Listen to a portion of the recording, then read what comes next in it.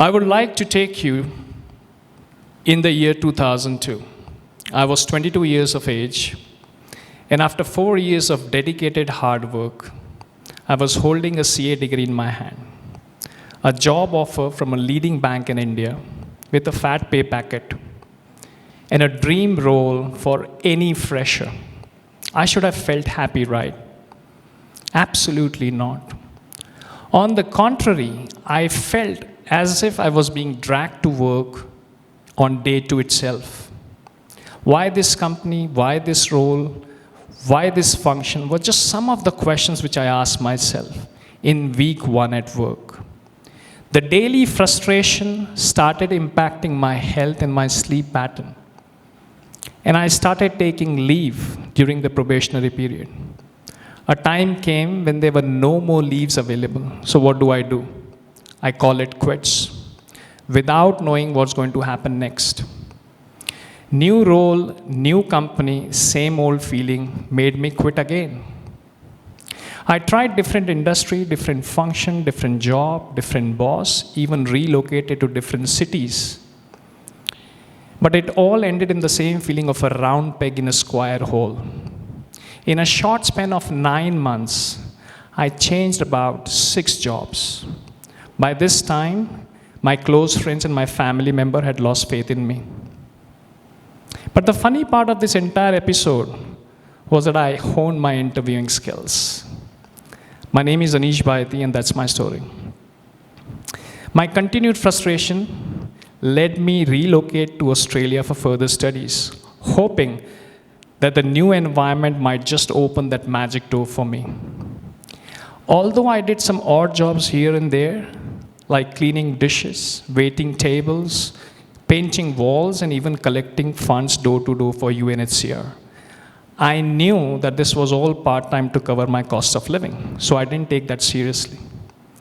But in the background, there were these 2 unanswered questions which kept haunting me. Why did I pursue my CA? And why I couldn't hold on to a job after doing my CA? The saying, wherever you go, there you are, started to ring a bell. And it so happened, one fine day, while sitting on the banks of Yarra River in Melbourne, and reflecting on my choices, on my life's choices, and after quitting yet another job in Melbourne, suddenly my phone rang, and it says unknown number. The guy on the other side, in his strong Arabic accent, introduces himself as Muhammad and tells me that a common friend has given my number to him, and he wonders whether I would be able to help him in his accounting exam day after. He posed 2 challenges in front of me: the English language and the subject itself. The following day, I found myself in the university library, teaching him accounting for straight 7 hours. And for the first time in my life, I didn't feel tired at all. I don't know about him though. 2 weeks later, he gives me a call and he says he cleared the exam.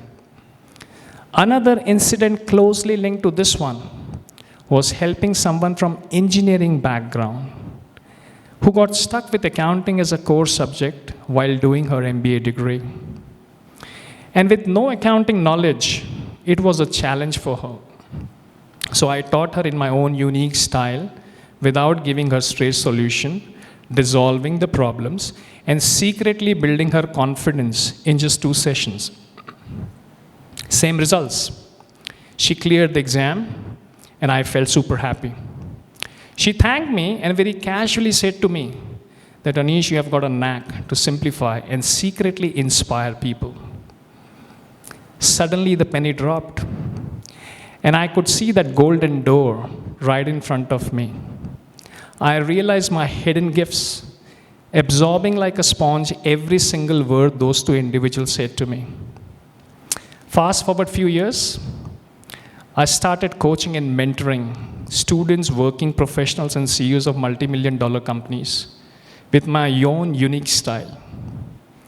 Today, as I connect the dots, I can clearly see how my CA has helped me handcraft simplified accounting concepts and teach them in a way that my student fell in love with numbers.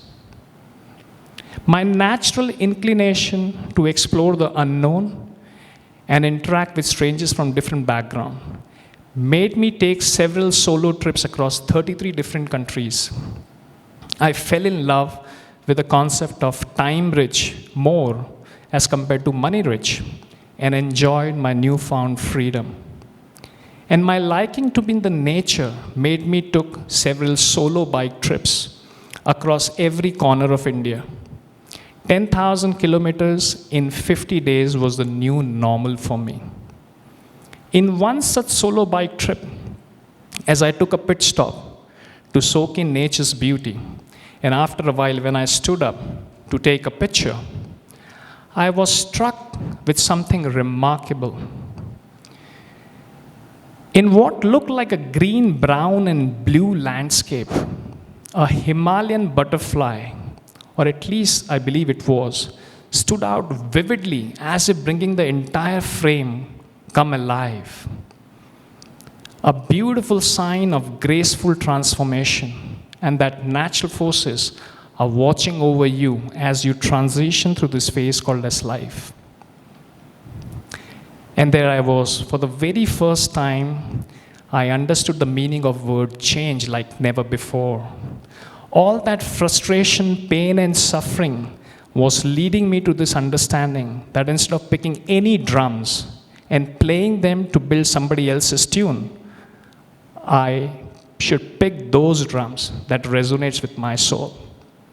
Maybe I was never meant to do a job, but rather simplify life and inspire others to craft their own path. Luckily for me, it just took 9 months of massive frustration to realize that it's not the outer landscape that will give me ultimate joy, but it's the inner landscape.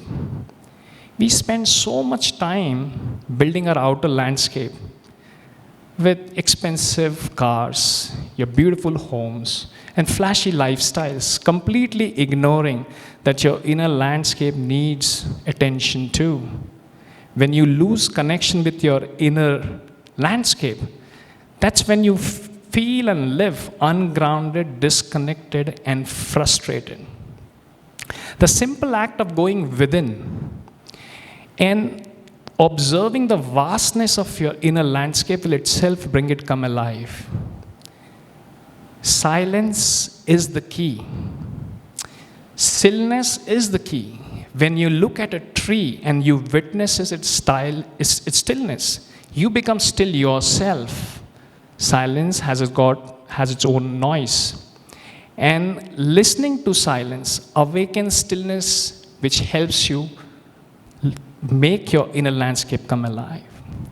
Your inner landscape is formed by experiences, influences, learnings, and choices.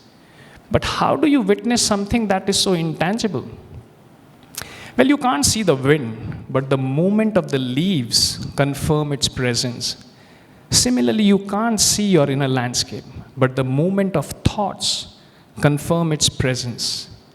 This coming and going of thoughts creates feelings, which creates emotions, which further creates bodily sensation. If you have an angry thought, you will have a different kind of sensation in your body. And if you have a compassionate thought, your body will be vibrating at a different level altogether. Your thoughts, feelings, emotions, and bodily sensations are all magically connected. The great mind-body connection. So there you are. Witnessing the outer landscape teaches you stillness, and witnessing your bodily sensation holds the key to the doorway to your inner landscape. Question, my friend, is this: are you noticing your bodily sensation enough to understand your inner landscape? Let's imagine a spectrum from 0, which is almost dead, to 10, which is extremely alive. Where would you rate your aliveness of your inner landscape on this scale right now? See, most of us would give a comfortable 4, 5, or 6, which means that we are not that excited to jump out of the bed in the morning and feel passionate about our life and work, nor are we super depressed to change course. The problem here is either you work hard towards getting an 8 or 9, or you make yourself so uncomfortable that you rate yourself 1 or 2. In short, either you make it insanely charming or extremely boring to seek an alternate path. You know, one of the main reasons why people in the blue zone live longer and healthier lives is their strong sense of purpose. From home to the world's longest lived men in Sardinia, Italy, to home to the world's longest lived women in Okinawa, Japan, they have all found their ikigai. Silencing your head, listening to your heart, keeping it simple, seeking solitude, walking in the nature, listening to strangers, traveling outside as well as traveling inside are just some of the other ways which can help you build your inner landscape come alive. In conclusion, I would like to say that your inner landscape is dynamic, adaptable, and ever evolving. Your inner landscape is going to come fully alive if your mind, body, and soul are in harmony with your actions. Your mind is free from doubt, confusion, and fear. Your body is free from stress because you only engage in those activities that resonate with your authentic self. And your soul shines because your actions are aligned with your sense of purpose. Will it happen overnight? Absolutely not. Will it ever happen? Absolutely yes. And when life throws that curveball, which it certainly will, do meditate on these 2 questions. Did I come in this era in this form simply to eat, sleep, procreate, and die?